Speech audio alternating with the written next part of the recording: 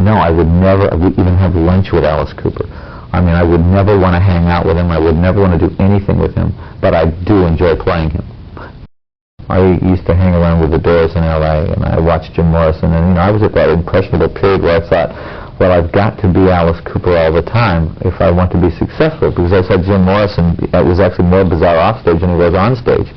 And Keith Moon, Janis Joplin, just about every one of the Jimi Hendrix, every one of those people I knew, and personally. And so they were my next step. I mean, they were the step up here that I already made it, and I was on, clawing my way up. And me with this image, I thought, well, I've got to be Alice all the time.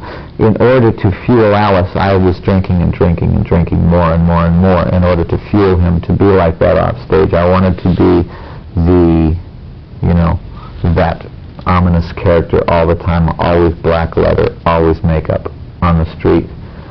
And I was smart enough to realize that they taught me one good thing, even through their death, was that you can't live your image off stage.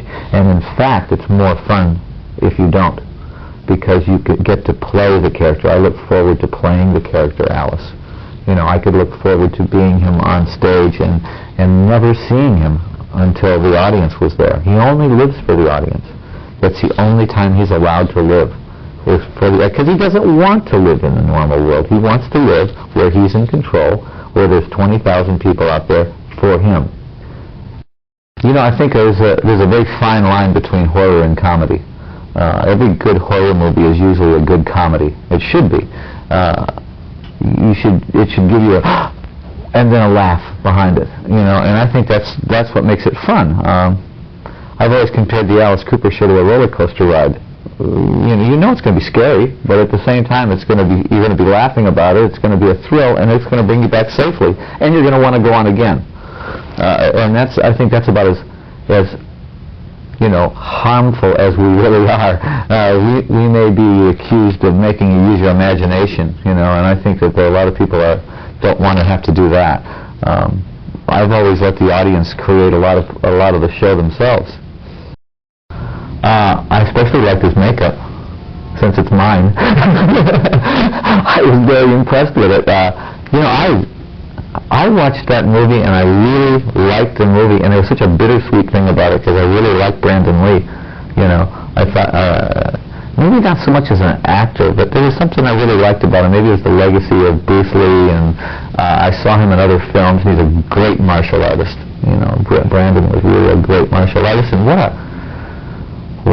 strangely tragic thing to happen during that dark movie, that somebody really gets shot. I mean, that doesn't just happen. That's, things like that. I think things like that and things like this O.J. Simpson thing, I don't want to believe it. It's like it's almost like it's like a Columbo movie. You keep expecting them to find some new clue, and I'm riveted to it. I'm ashamed to say that it's like, most humans would rather go to an airplane wreck than a circus. You never ever expect certain things in your life. I never expected to meet the Beatles. I never expected to be on stage with The Who. I never expected to meet Salvador Dali or work with him, just to meet him, but then to work with him. I never expected to ever have a comic book, especially to be a Marvel comic character. And they always draw you with a much better body than you have, which is a nice perk. Look, I've had 2 comics now with Marvel, and I think that qualifies me as some sort of, Spider-Man pension plan, I think. But it's really, when my kids go to school and say, what does your dad do? Oh, he's a Marvel comic hero. Oh, well, could he come in and talk about that? Not like, sell shoes or something. It's really not very much on this nihilistic attitude that's going around in the music. I think, sure, it's okay to be, oh boy, I'm messed up and I'm screwed up and everything, and I hear that an awful lot. But I think that they'll find a way to survive through it, and maybe music is the only thing that they'll find. So I think it's important to what we say, musicians, what we say, and I don't think promoting suicide is a very good idea, because there's too many people that are susceptible to it. And when everything was done, we kind of met and said, okay, let's see what you have, let's see what I have. This is the first draft of the album, this is the first draft of the comic book. Let's fill in the spaces now, because I've left the album open for changing things, and leaves the comic book open because I may be able to fill a few holes in, and you'll be able to fill some holes in. So we sat down together, and I explained the story, then he explained the story, and I said, oh, okay, I understand. So what we need Stephen to say here is, in the song, da da da da da da. He says, yeah, we need another song that's called this, Nothing's Free, in order to explain the showman. You know, what is, he's morally bankrupt, you know, and we have to get that across. And okay. And then I said, now in the comic book, I don't want this, because this image right here is too satanic for me. I don't want anything satanic in this. I don't want this to be anything to do with the occult at all. I want the showman to come out of nowhere. We don't know where he's from. So let's get rid of this image, and this image, you know. I don't want anything to do with anything satanic.